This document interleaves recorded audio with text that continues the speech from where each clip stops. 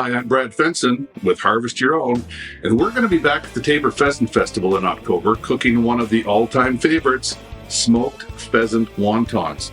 We made this a few years ago, and it was a big hit, and we asked people, what should we make this year? And they all said, make some more wontons. So we're here to show you real quick and easy. There's a brick of cream cheese brought to room temperature. We have got a pound of smoked pheasant here, all chopped up nice and fine.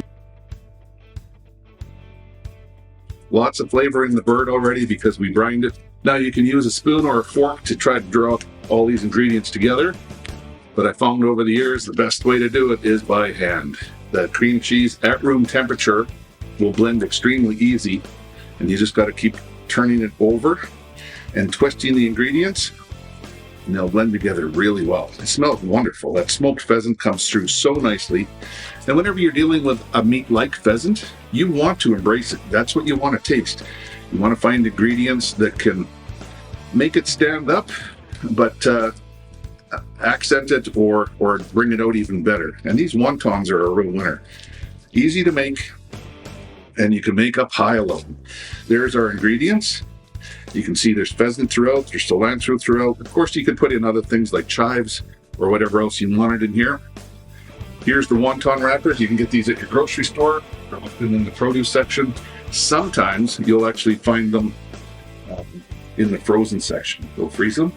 But you just want to take a little dollop, about a teaspoon or 3/4 of a teaspoon. The trick is not to get too much. If you have too much, these are going to bubble open. So you want just enough to get a good taste of them. The wonton wrappers will brown up nice. They crisp up. They're very thin, so you don't need a really aggressive amount of filling in these.